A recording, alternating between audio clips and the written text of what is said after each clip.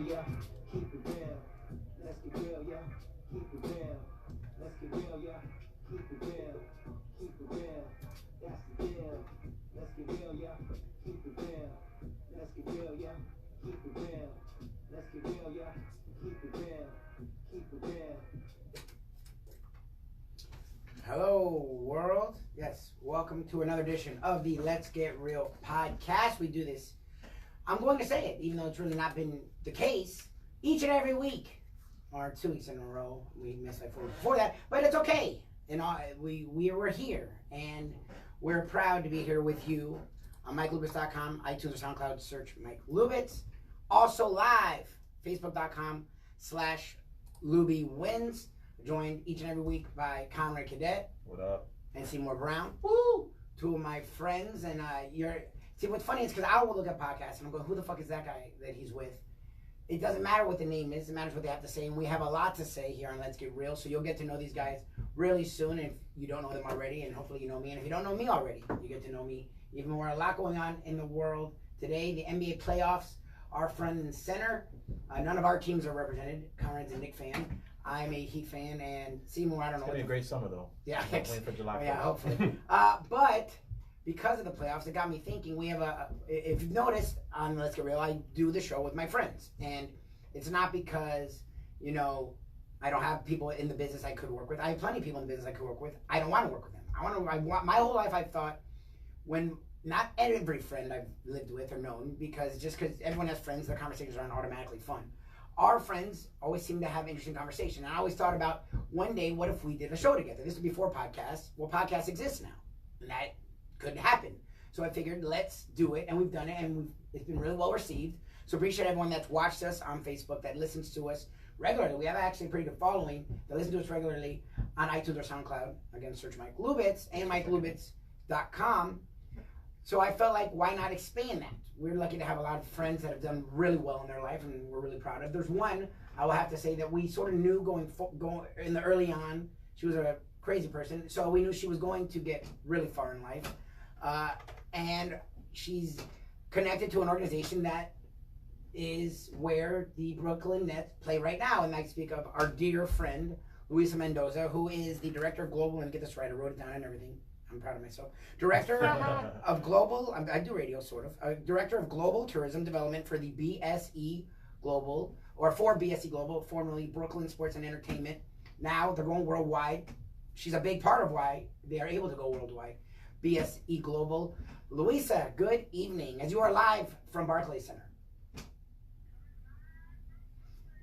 Okay, relax. You're from Plantation. Relax, son. You're from Plantation.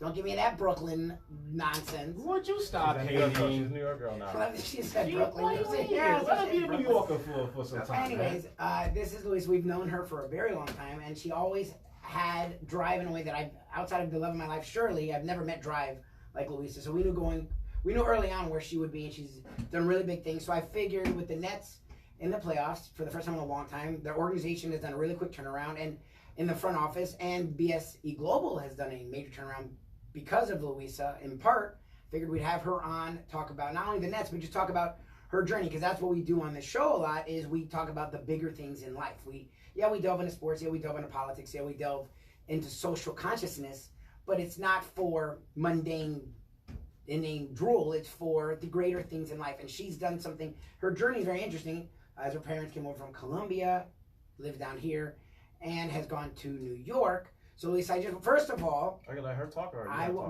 I'm very proud of her. I have, she's like her little sister, so it was like super cool to see where she is now. You talk about your journey a little bit, because you did start down here in South Florida. How was it going from South Florida to up there in New York?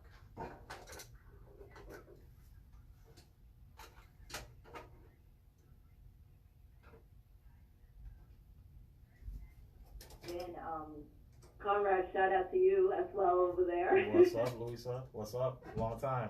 Oh, what's up? I know.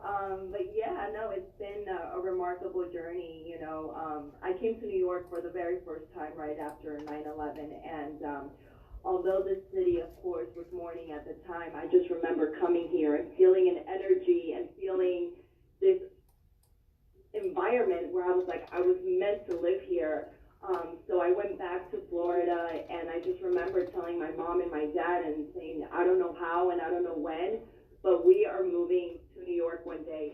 mom looked at me in the eyes and she saw the determination in my eyes and she goes, okay, you tell us when, and we moved to New York.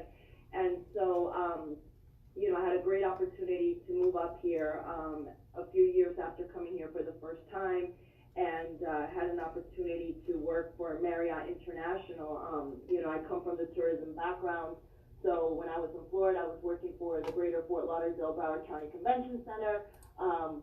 Loving my job. I, you know, was very fortunate because I was the first high school intern that was ever hired there. And then when I moved over here, I went from, like, you know, working at a convention center, seeing hundreds and thousands of people on a daily basis. But when I got to New York, I was working for Marriott International, and I was working from home. And I thought originally that was something that I was gonna love, but actually I hated working from home because I had my little girl at the time.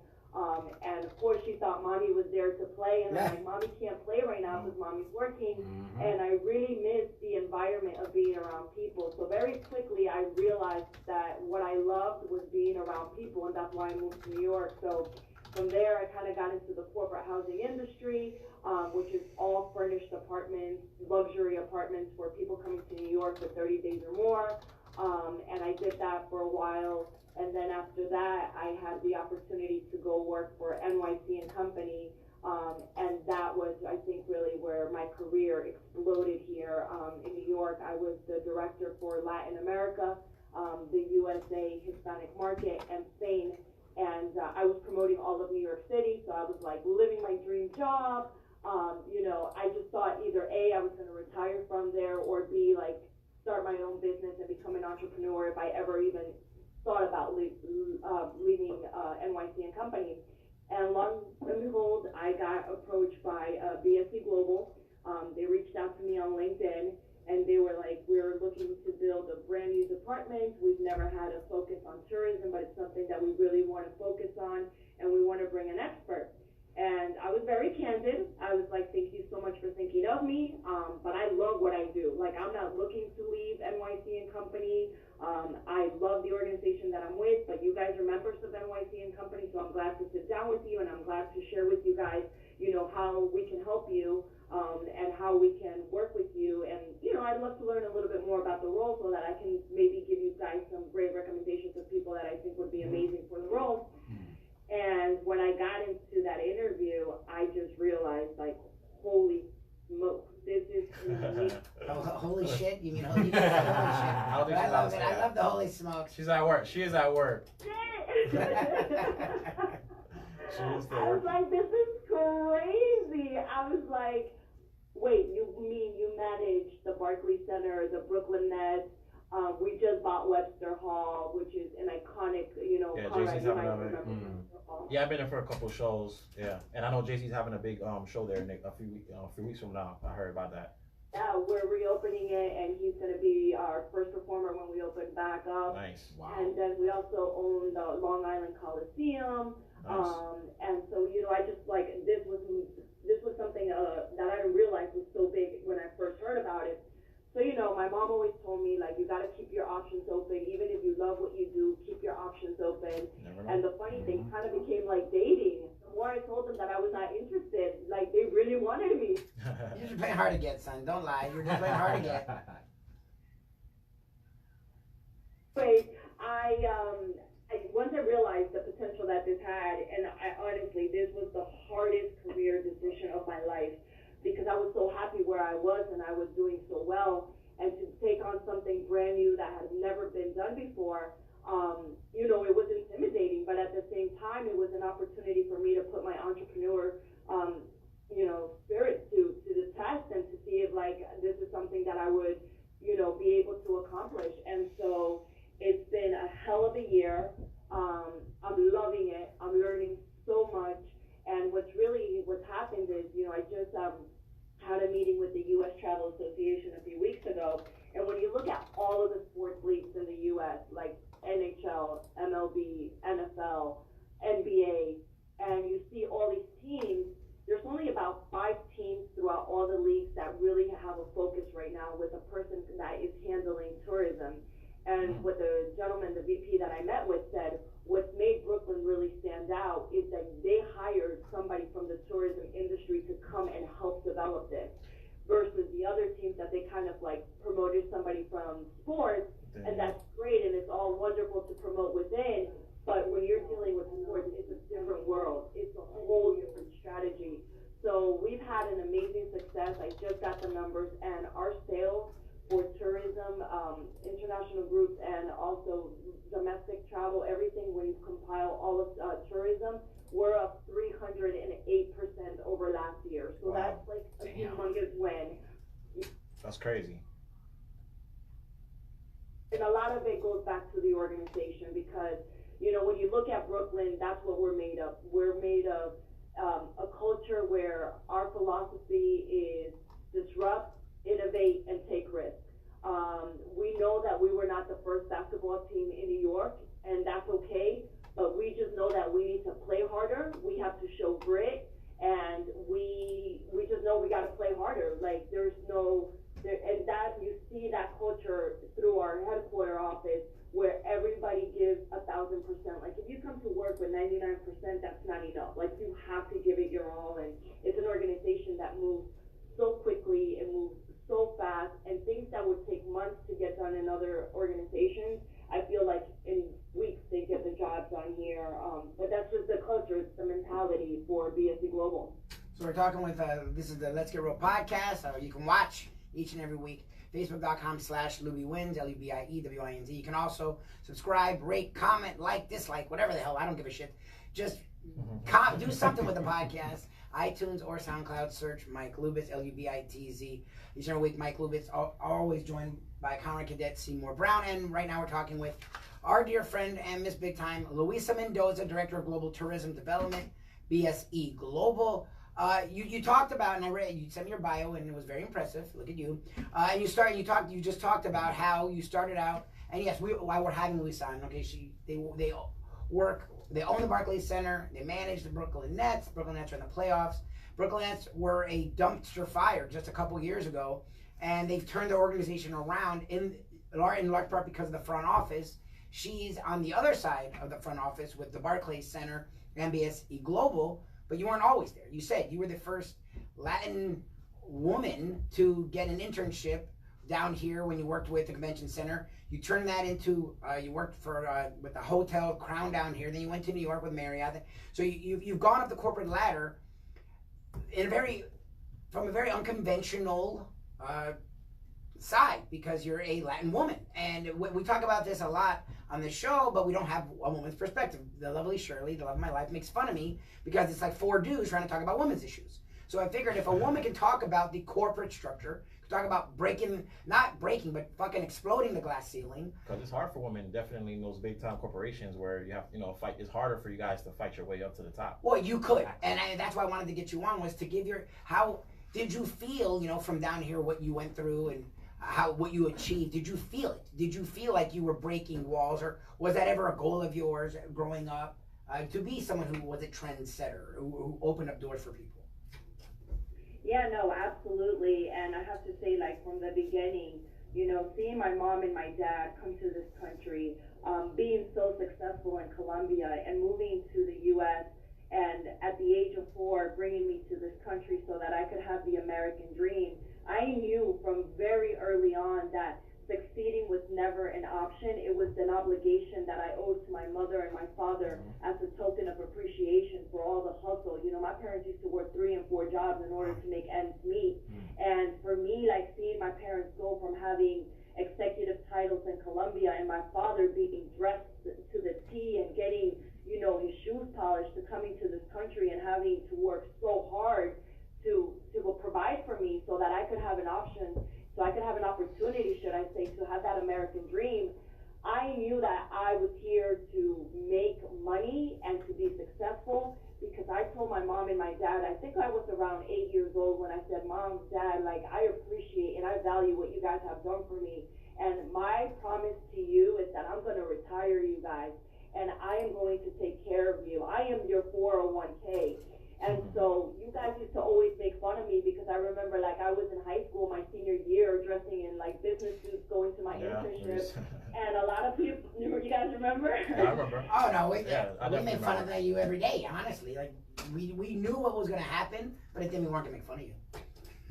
Well, so for me, like, time was money. I knew I couldn't mess around. I busted my ass. I was hustling while going to school, working full time. I was, working really hard because I knew time was money. My father's 82 right now. My mom is going to be 70 in a few weeks. And that's why I was going to school full time, working full time in order to graduate. I got my bachelor's in 3 years, and I went through the trenches while I was in college so that when I would graduate, I would be able to hit management. And I think one of the things the people that I have worked for, I've been very blessed because I've had amazing mentors. Mark Gatley, who was my GM at the Broward County Convention Center, who's still my mentor to this day, he really took me under his wing.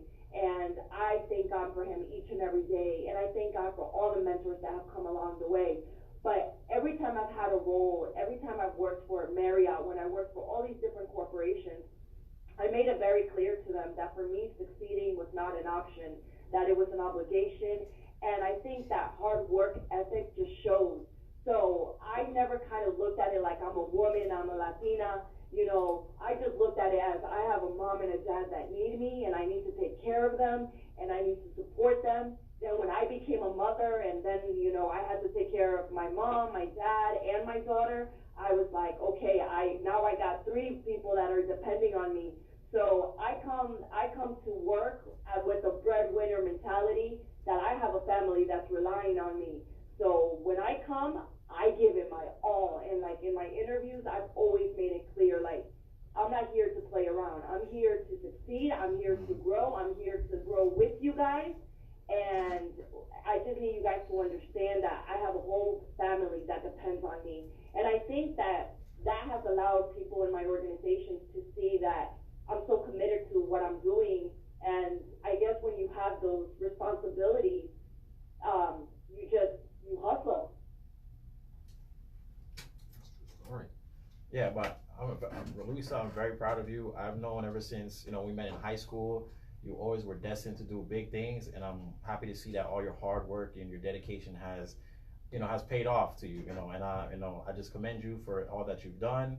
You've opened up a lot of doors, not that maybe that you don't realize it, but you have opened up a lot of doors, based on what you're doing. And I just want you to keep doing what you're doing. You're making us proud. And, what do you think? Anyways, what do you think about life? Well, I wanted to ask you, because you talked about Brooklyn, the Brooklyn mentality. You were down here in South Florida. We were born in Colombia, but lived here a long time in South Florida.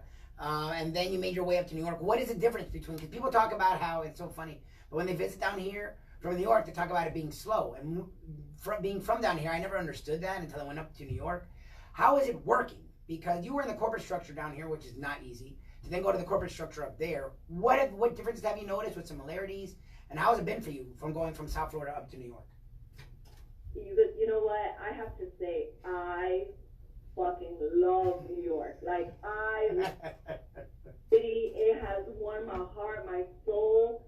And the reason I say that is because, I remember being down in South Florida and hearing about New Yorkers, that they're cocky, that they're rude. And so when I came up here, I was like, okay, who are these people, right? But I have to tell you, it is so not like that. People here are legit. They're authentic. They're hard workers. Yep. If they like you, you will know it right away. If they don't like you, you will know it right away. Yes, and the beauty of it is that, especially as a Latina, as a female, I have felt that the Hispanic community up here is very close. As a minority, we're very close. And I think it's after 9/11, the mentality changed here a lot, from what I hear from a lot of people, that everybody kind of came together. And honestly, I have to say that the outpour, the reach from all of my industry partners, when I moved from NYC and Company and I came to Barclays, everybody's like, Luisa, count on us. You have our support, whatever you need. We want to work with you. I'm like, how am I going to work with the hotels? How am I going to work with attractions? They're like, we'll create packages. We'll do whatever it takes. And people here are they see hard work and they value that. And if you're not looked upon as what kind of car do you drive, because we all drive the subway, right? Like we all on the subway. So I think it's more real. I really feel that up in New York, you get more authenticity from people. And you just have la creme de la creme, because you got to realize people from all over the world come to New York because they know that, like they say, you can make it in New York, you can make it anywhere, right. And you have the best of the best, and there's no time to mess around here. Like when you come, you got to give it your all. Otherwise, there's a whole bunch of people waiting outside that door wishing for your job. So I feel like overall, my experience has been phenomenal. The culture going into sports now, I feel like I have so much support from everybody, and I bring who I am to the table. You know, I'm authentic to being a Latina. I hug everybody, I kiss, like that's just who I am. Friendly and nice like that. Yeah, you've always been friendly and nice like that to everybody. You've been welcoming to everybody. So I feel like I have, and that's allowed me to, excel in my role, for people to feel like they can come to me with any ideas, that they can come to me with any problems. And I've been authentic to my culture, and I've embraced my culture, and I've worked with my culture to see like how can I use that to leverage business, to leverage relationships, and it's been an awesome journey. Like all those myths that are out there about New York, I just think it's a misconception, because people here, they may be walking faster, but it's just because we're on another level. But it's not that they think they're better than the rest of the world. On the contrary, I feel like New Yorkers are the most just real people out there. Yeah, it's just in New York, it's just a different vibe, just a different mindset. And in New York, only the strong survive. So you have to have a survivor's mentality, and you got to go after it. It's not going to be given to you. You have to go and work hard and go get it, just like you said. And we got no time to waste Yeah. either. Before we let you go, Luisa, I did want to ask one more thing. You talked about how, and we're talking with Luisa Mendoza, she's the Director of Global Tourism Development for BSE Global here on the Let's Get Real podcast. They do own the Barclays Center. They do manage the Brooklyn Nets, amongst other things. The Nets are actually in a dogfight right now with the Philadelphia 76ers in a 1-1 series. What's interesting is the Nets weren't this a couple years ago. The Nets have totally revamped their organization on your side of things with the Barclays Center, because we know Len Robbins on the show I do in the mornings, and he used to work with the Barclays Center, and he talked about, I've talked with him off air, and he said some things, and he said that they've totally revamped everything in the last couple of years. What have you noticed from being on the inside with that organization, as opposed to some of the other places you've worked with? I think this is a company where they're very forward thinking. They're all about thinking outside of the box. They are hustlers. We are a culture where we have grit, we have ambition, and it's a true team spirit here. And I think a lot what you see on the court is a true reflection of what you see inside of our HQ office.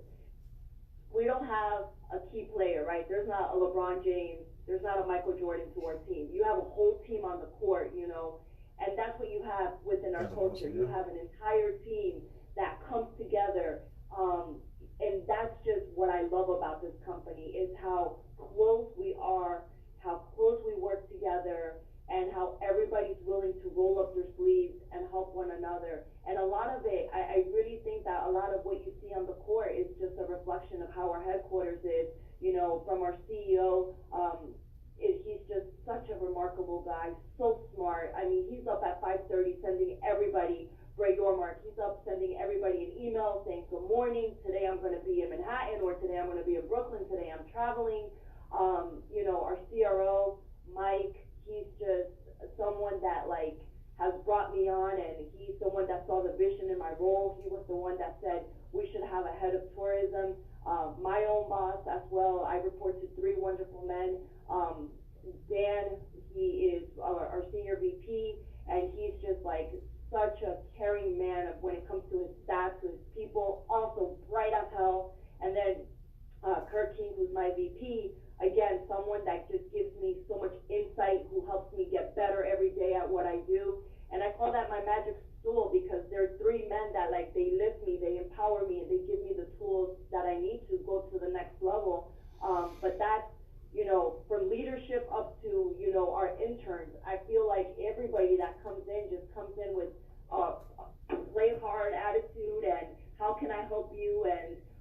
no drama because we're going a million miles per hour, and I love that aspect of this industry, is that there's like no office gossip or any of that. There's just no BS. Like people are here, they come to work, you get your job done, and then you play after. But yeah, it's been a remarkable journey. Seymour Brown here. I've got a quick question. I've read your LinkedIn profile saying that you was in the company for about a year, some change. Just wanted to know, what are your goals for this second year that you're going to be in there? Exactly what is head of tourism, and did they bring you in just to bring the Latin community in closer to not only the Barclays Center, but also with the Nets, the Islanders, etc.? Yeah, no, great question. So I actually was brought in so that I could give global exposure of the Brooklyn Nets to the world of Barclays Center, all of our franchises, and then also, so I've been to China, Australia, London, South America. So our goal is to really take the brand global and build key strategic partnerships with the travel trade, with international tour operators, receptive tour operators, so that when people come to New York, you have a million options of things to do. But 24% of international travelers have said that when they come to the U.S., they want an authentic experience. Right now, the number one travel trend in tourism is travel like a local. When you go to Paris, when you go to Brazil, if you go to like any part of the world, people want to travel like a local. They want to try the authentic flair. And they want to feel the culture. They want to feel the culture. Yeah. My goal is to tell people, you want the real New York, come to Brooklyn. You want a real experience of Brooklyn, come see a Brooklyn Nets game, come to a concert. And so that's been my goal, to take this brand worldwide and start working with companies all around the world, tourism companies, so that tourists coming to New York, whether it's for leisure or for business, you'll come check us out. And for year two, my goal is to continue to expand those roles. I'm going to Japan this year, France, markets, and continuing to grow the markets that we're currently in. China's huge. We're taking the Brooklyn Nets to play the Lakers October 10th and 12th. So that's going to be a huge exposure for us. And my goal is just to continue to grow the pipeline, grow the business. And one of the things I really want to kick off the ground is arena tours, because it's a $1 million business industry right there, just arena tours. People want to see the behind the scenes. Yeah, you guys do concerts and different events that I see you guys have there as well. So it's not just basketball. Right, exactly. So everything like that, that's the goal, to just continue to build the brand. And as we grow with Webster Hall, I think another of my huge accomplishments this year was being able to bring World Pride opening ceremony. It marks the 50th year of Stonewall. We're expecting 4 million people just alone in this June, and we have secured the World Pride opening ceremony, which is huge because it's the first time that this World Pride that happens around the world comes to the U.S. So we're the first sports venue in the United States to open up the doors to World Pride. So we're just working across, and then also one of my goals is to work closer with our Vice President of Multicultural Diversity and Inclusion, and just really continue to give back to the community, to show that we embrace all cultures, all races, all religions. And so it's such a great opportunity to see all the things that we have to look forward to, and I'm just going to keep on hustling. Well, we know you're a hustler. Before we let you go, we love you, and we're really proud of you, and we appreciate your time. I know you have a game to get to, but part of the reason I brought you on was being men, and it's literally four. It's either us three or Alvin, who does the show with us. So it's four guys.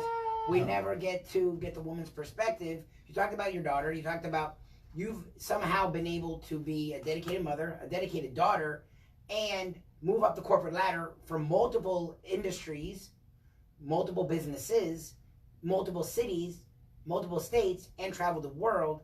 How have you found that? Because I always hear about, it's different for a woman. A woman feels different. A woman is seen differently. Have you felt different than your male? Because you just named 7 dudes. You named all the guys around that you work with, and they were all dudes. So I appreciate them for being forward thinking and putting you in place. But I'm curious, have you felt different? Was it different for you being a mother trying to move up the corporate ladder? It's definitely definitely not easy because sometimes you find yourself as being the only female in the room, and you just have to speak a little louder, work a little harder. But it's all good. It's part of the challenge. It makes you shine at the same time. While it's harder, you're also able to kind of shine brighter because you look different from everybody in the room. And there are days where I feel like, holy crap, I've been gone from my daughter for a week and it breaks my heart. But I try to embrace my daughter and everything that I do. And at the end of the day, I tell my daughter, everything that I do it for you. I'm working hard so I can give you the things I didn't have when I was a little girl. And just last night, my daughter was talking on the phone with her daddy, and she said, Daddy, today at Bible study, I was just like praying and like reflecting and thinking that I could be, and I think I will be, the first female president. And she's already seen that anything is possible and that we're breaking through, glass ceilings. And that's what I want to do. I want to empower my daughter, and not feel guilty for working hard, but on the contrary, empower her to know that anything is possible. And we have our little YouTube channel, little Ari and Mommy Lou on the way. Oh, really? Oh, nice. Nice. and we're always talking about anything is possible. So I think in life you kind of just have to go with the flow. You have to take everything that is given to you, and instead of complaining about being the minority that shines and that works harder, but at the same result, like you'll see that gives you such great results. So you got to see the glass half full. All right, if people want to travel to Brooklyn, as you've said, the Barclays Center, if they want to get in touch with you, they want to work with you, or they want to say what's up, and also, again, you just yelled a lot, so I didn't really hear what the hell the YouTube channel was. What is your YouTube channel? What are you and your daughter doing there? And how can people get in touch with you if they want to work with you or just want to say hello to one Luisa Mendoza? All right, sure. So if you want to hit me up on Facebook, do you have will you have this on so I could give you all the names so you can follow me? You can do it yourself now. That's sort of what I'm asking. So if you want to email me, the easiest, because there's like so many freaking names. I know. I look, and I'm not trying to. I know people have personal accounts. I know people have business accounts. So if you have a business side, since that's what this is for. If you want to follow us, if you want to know more about Brooklyn, the Brooklyn Nets, you can go to bseglobal.net/travel trade. You're going to find everything about tourism for the Brooklyn Nets, for the Barclays Center. If you scroll to the bottom of the page, you're going to find me again. That's www.bseglobal.net/travel trade. Go to the bottom, and then you'll see all my contact information right there. That's how you can get a hold of me professionally. If you want to follow my cute little daughter and me, Ariana, it's Mommy Lou, and little Ari is her YouTube channel. But I'll send you everything so you can put this up as well. And yeah. Well, Luisa, we are once again very proud of you. Thank you for giving us your time. I know it's the middle of the game and you got to get back to your day job. But thank you for joining us. And we look forward to talking to you again soon. We may have you on more often. And also, the lovely Shirley inquired. Thank you so much for the opportunity. To all the females listening to the show, just remember, we got to break through that glass ceiling and we got to stick together. And we have to thank the men in this world, like all of these amazing guys that are giving us the platform. So keep on shining, and thank you, and I hope to be back on another time. Well, and now, since you've said Brooklyn's the best place in the world, we have someone to show us around when we go to New York, so that's amazing. There you go. Hit me up. All right, have fun, and we'll talk to you again soon. We're very proud of you. Keep up the good work. It's been a pleasure. You can. All right, bye. So, yes, we didn't, Mike's really good. We didn't talk about anything this week, and honestly, I don't really care because there wasn't much to talk about. And I thought, being in the position she's in with what the Nets are doing, she can give voice to not only the Nets, but voice to a side we don't really cover because we never talk to women ever on the show. Yeah, we should get definitely more women on the show. So hopefully we'll get her back on to talk more about it, because I want to talk about the tourism act, because it's funny she said that, and I didn't know that was a thing. Everything becomes a thing, I guess. But like whenever I travel, I always hear the joke, you don't want to be a tourist, you look like a tourist. But I never thought about traveling local. But yeah, whenever I travel, I try to eat with the local stuff, and I want to see the local things. And be immersed in the You wanna local embrace the culture. culture. Yeah, you wanna live how people who are from there, how they live. In other and words, be experience. conspicuous. Yeah, well, You first of want to all, blend in. yeah, I mean, I'm not a criminal, so I don't really think of those terms.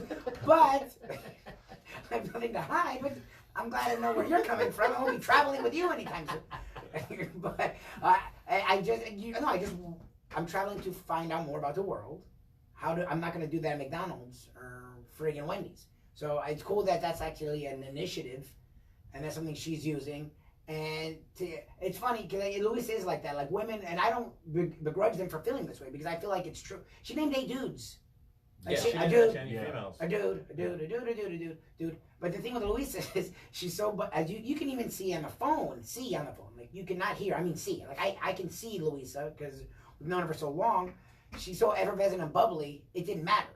Yeah, very enthusiastic. Like she never let. That's why we made fun of her, not because determined and because she was so strong-willed that we knew she'd make it. We just had to make fun of her because she was so funny, but because she was sort of a goofball. But she was brilliant, and she had sheer will, and on top of that, she was numb because, and it's not that it's not going on, and it's not that I cast aspersion against any women who do notice that they are being treated differently. She didn't give a shit. She's like, they're going to treat me however they want. I don't give a crap. I'm going to reach my goals no matter what. And they're going to have to either join me or get out of my damn way. he's got to work hard or and get be the hell out the dedicated. way. Simple as that. And I think that's a cool perspective. I don't know how, and I think it's rare because usually if it's harder for you to get somewhere, there's more obstacles in your way, you notice it. She's like, I don't give a shit. That especially she was saying is very interesting when she said it's not an expectation, it's not something I plan on doing, it's an obligation. Yeah, she has no choice. Like that's it. She's gonna be successful no matter what. Like whatever it takes, any means. And more people should have that kind of mentality. Well, and I think it's impressive, especially for females, because especially with females at work, they just do your job, and a lot of females don't think like how Luisa thinks. So I'm not gonna generalize. I'm gonna say people, I'm just men saying, or women. I'm just saying for a lot of women, you don't see a lot of women like being successful like that in the corporate world. Well, and that's the thing having that kind of drive and determination. Well, no, look, and I don't know. Get to the top in a male-dominated world. I mean, Shirley's gotten to the top of many businesses, and she's. But it's rare. But I don't know if it's rare because they don't have the drive, or if it's rare because they're fucking male-dominated and men are short-sighted, ignorant, and scared. And that's why I give her credit, because she broke through because she didn't give a damn. But I don't blame the women that don't break through. No, I'm not blaming them. I'm just saying, like, it's interesting her perspective on things. She even alluded to, like, I'm in the room and I'm the only woman. But instead of noticing it, I say, screw it. She doesn't let anything stop her. She has a tunnel vision, and she's focused on her goals. No matter whatever sexual harassment, all this other stuff, women can't be successful, all of this and all of that. She has her narrow vision. She's doing what she got to do, and she's dedicated and focused. Well, and she also, it's not like she ignores what's going on. It's not like she is oblivious to what's going on. It's not like she doesn't realize she's a woman making it in what has been, sadly, a man's world, the upper echelon of business corporations. She just is going to make it, and no one's going to stop her. And I think that's not a man-woman thing. I think both say. I think everyone should think that like that. Could embrace more of that. Mm. So that's why we had her on. Those of you are going, who the fuck was that? It was one of our dear friends who's moved up the corporate ladder. We've known her for a very long time, and she's doing big things. And we do a show that we reference things that involve women a lot, and we never have a woman on. And I figure a woman that's an exec for a big organization that's entrusted in her a lot, and she came from, I wouldn't say nothing, she's always been taken care of, but she came from one level in life and has moved to another level. I thought it was impressive, and at a time right now, there's nothing too big that I really wanted to get to. I figured the Nets are in the playoffs, the Nets have turned it around. Let's get Luisa on. And I enjoyed that. Hopefully you enjoyed that. This has been the Let's Get Real podcast. Yeah, Tiger won the Masters. I mean, okay, I don't know what the fuck to do with that. Honestly, like, I don't see him winning 7 more majors. It was good. He hasn't won in like over 10 years, so it was good to see him win something. It was fun. I'm not going to lie, I never was a big Tiger fan, but it was cool to see him go and be Tiger for a couple days.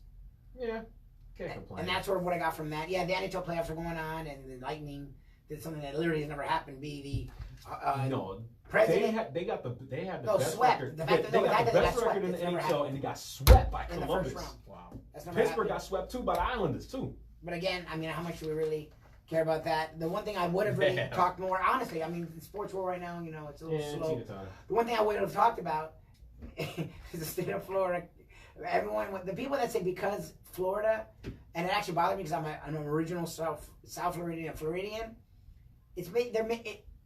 making it really hard for me to defend against that expression. When they do things it's like every few days there's some random Florida thing that happens. Well, the latest one that you found, I've heard whispers of this, but I didn't know actual law had passed. Not a law passed, like the next level. Procession of laws. Yeah, the next They've allowed for provisions to arm teachers in Florida schools. It hasn't now. It's not been enforced. It's not like it's a law that they're going to give guns automatically. It's stupid. But it's moving forward. Why is it moving forward? And I don't understand. Do you guys remember your teachers in class? Yeah, they weren't ready to shoot people. Would you trust them with a gun? Hell no. Would you trust any of them? They would shoot. They would shoot the most annoying kid real quick. Real quick. Causing more problems. That's not the problem. Is guns in the classroom. And okay, and I get it. We haven't been political lately, and I'm trying to. And it's not because I'm scared to be political. I don't give a shit. It's not political. This is between right and wrong. Well, yeah, exactly. Like, remember again, Stoneman Douglas happened in Florida. There were we actually found out later there were multiple officers in the area, and none of them went in. They're trained. They are armed. It's their job to go in, and the procedure told them to wait. Procedure told them to wait. Let alone they on their own volition waited. So why are we assuming people who their job is to teach, which is a pretty important job, they don't get paid enough as it is. No, to just start, well, I'm going to shoot, but not shoot. I'm going to brandish, but not brandish. I'm going to do, like, why are we expecting this over? Our teachers have enough to deal with and get paid too little as it is. It's already stressful as it is, and you want to give them a handgun, a firearm. And you got badass kids in the class, and what if a teacher spazzes one day and has a gun already in their drawer? This is what they need to do, and this is actually NYPD from when I went to school and all that. What they need to have is a school safety department for BSO or for any district. Or is that actual department? Yeah, but NYPD still has that. Yeah, I'm asking. An actual department that handles the school. That just strictly handles school. Like, they'll still have their firearms and all that. They have their paddy wagons in case kids were cut and all that, but they would enforce on the school grounds. You know what I'm saying? And stuff got out of hand. Yeah, but how often do you really see cops in the school? Like, I know I work for in an elementary school in Pompano, and there's only one cop there. Yeah. And after 3 o'clock, that cop is gone. Yeah. And they have the after school program and all that, so it's pretty much up for grabs. You know what I'm saying? They don't have that, and I think it should be installed on there to make things a little bit fair. Every morning, and when you pick them up, like there's always a cop. A cop. But that's what I'm saying. A cop. Yeah, but. The school safety over in New York, you have at least a good 5-6 cop cars plus a couple of paddy wagons in the area. Well, you know what I'm saying? And that's in a 3-block radius. Well, that's my thing is, like, instead of doing the smart thing, the practical thing, the thing that may take time and effort, like training our officers better, making sure we put more money into our police department so that we can have more officers, so we can assign more officers to each school. Let's just give guns to teachers because that'll... It's ridiculous. It's a quick... It's a quick, easy fix to a problem that's very difficult to solve. These politicians are getting paid off by the NRA, and that's how these laws are getting passed. Don't you love the Second Amendment? It doesn't even make any sense. Why would you give teachers guns? Yeah, I'm not asking to take away guns. I'm not saying the officers shouldn't have guns. But I'd rather have people who are trained to have a gun instead of my mom, who was a teacher, who could barely... I love my mom, but her knees are fucked up. She can barely get out of a chair. She's going to now grab a gun, get her ass out of a chair, and use the gun?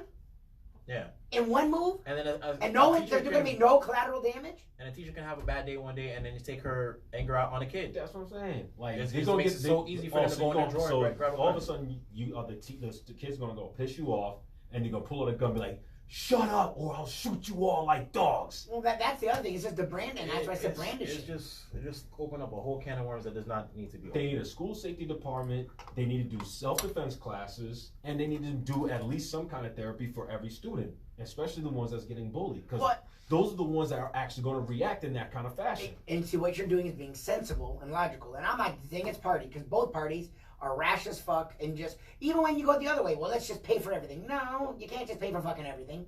Like, we know by now, if you watch the show, listen to the show, where I stand on things. I'm leaning left, I admit it, but you can't pay for fucking everything. Like, that's ridiculous too. But the liberals go hardcore one way, and let's just make it easy that way. It's morals and principles. Well, everything is about money now. For If politicians, that money shot is out the more window. important. You know that. Like cure for diseases is more like medicine is more important. Making money off of medicine is more important than curing people's diseases. Like it doesn't make any sense. No. Society's ass backwards right now. Well, it feels like it, but I'm not trying to draw party lines. I'm not trying to, because we're saying things that show our sensibilities.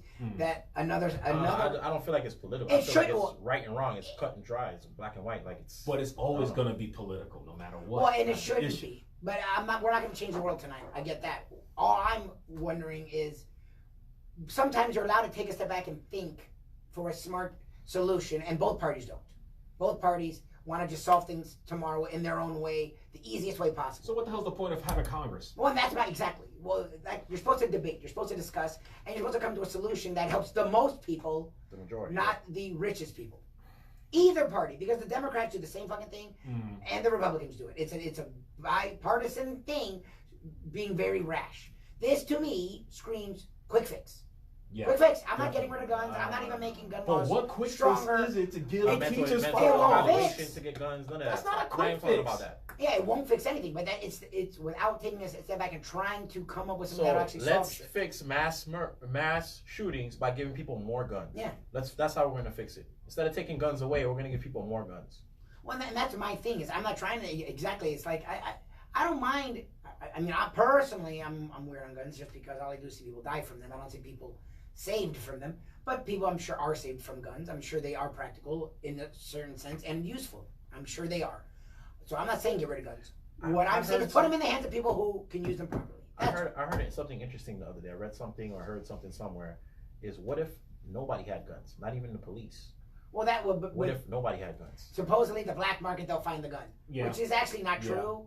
In many countries that guns are illegal, violence It's gone way is down. Way down. But then there's like the one country that guns are illegal, but you know it's like Venezuela, so they find the gun. Smuggled in and stuff like that, but. That's actually a very small percentage. You know, it's the Swedens of the world, the Norways. I know not possibly gonna happen, but I'm just saying it was just an interesting thing that I read. I look, I don't know. I'm not the biggest fan of guns, but I'm not gonna tell anyone to not have a gun. All I'm saying is it's very. It doesn't seem well. Yeah, it's counterproductive. Great word, and not well thought out. That's okay. Well, the teacher didn't have a gun. If they did have a gun, I'll tell you right now, my mom's not pulling the fucking trigger. Tell you right now, my sister, love her with all my heart. She is a great mother, a great wife, great sister, great, tremendous teacher. I've seen her when things get hectic. She screams and yells. I don't know if she's going to be perfectly precise to hit only the person who's and protect hurting a room full of kids. Well, my problem is the collateral damage. It's not easy to shoot a gun. It's not. It's not easy to shoot a gun. And under that type of stress. Duress. I can testify. Well, you're in the military. So my thing is, are you forcing training? What is it? So now you're making them do more work for the little money. Like, hello? Have you thought about the teachers at all in this? At all? The kids at all? No. You know, you thought about the NRA. You thought about your pockets. Thought about money. That's what they thought about. And it's sad. Money And talks, bullshit walks. Yep. Indeed. That's true. So we will end on that note. Appreciate Luisa Mendoza, Director Thanks of Global Tourism Development for BSE Global. We will have her back on the show for sure. And I think she's going to be on other podcasts because Shirley claimed her. Because Shirley does a travel blog, and this is right up her alley. Oh, and nice. I'll share Luisa. She's great at what she does. We're really proud of her and love to get her word out and help anyone she can. So check her out. Her name is Luisa Mendoza again. For that, I will get her information off the air, and we will put it up on Lubitz.com. We will post it in the blog when I put an article up tomorrow. So check for that. Check for this man, Seymour Brown, if you want to get in touch with him. How can they do that, Mr. Seymour Brown? There's two ways. You can check me on showcaseyourmusic.com. You go on the search page and type in New York Nightmare with an NY. Or you can check me on Twitter, NY_Nightmare99. And you need to get on Instagram. Oh, what we should do is make you. That's what I'm thinking I'm going to do because you don't fucking do Instagram. And I never did. I'm just like, no, it's fine. We'll make you responsible. This is the on-air decision. The Let's Get Real podcast because Conrad has a lot. I have a lot. And fine with me. You are actually interesting in the weird shit you say sometimes, so I think you'd be fun on Instagram. So we'll teach you how to do that. We're going to get you to do that. Very good. None of that would exist at all without one Conrad Cadenca Digital. If you have, look, I say if because I'm old school at heart. It's stupid to use the word if. You all have digital needs of some sort. You either have a website that's underperforming or you want a website. You have social media that Maybe you're using it personally, but you maybe want to use it more professionally. You want some assistance in that regard. You have some. You're on Google. And you're like, oh, everyone always checks out their name on Google. You're like, wow, I can't find my fucking name. And you're a business owner. That's bad. Especially if you can't find your business. Conrad Cadet and Cadet Digital can help out with that as well. We would not. Our site, MikeLubitz.com, is up and running. Our iTunes, SoundCloud, all up and running. Our Instagram up and running because of one Conrad Cadet. Mr. Conrad Cadet. If people want to get in touch with you, if they want to use your services, I know you do free consultations. How can they get in touch with you and work with you, or just say what's up? Yeah, the best thing to do if you want to check out what services that I'm offering is go ahead and go visit cadetdigital.com. If you wanted to send me an email and talk about some projects that you have going on and you're not sure about, I have offer free consultations, so you can go ahead and send me an email at cadetdigital@gmail.com. And I am Mike Lubitz. You can check me out on Twitter or Instagram at LubyWins, on Facebook, Mike Lubitz, also the Mike Lubitz page. You can check us out on Twitter, on Instagram, on iTunes or SoundCloud, search Mike Lubitz. And you can watch us, our Facebook watchers, Facebook Live watchers, facebook.com/LubyWins. For Conrad Cadet, Seymour Brown. Again, thank you, Luisa Mendoza, for joining us. I am Mike Lubitz. Check us out next week, right here on MikeLubitz.com. Peace. My last podcast at age 30, and I can't wait till 420. Hey! I love your hat there, superstar. Happy birthday, Seymour Brown. And we're getting shut down. And turning the lights off. Kicking us out.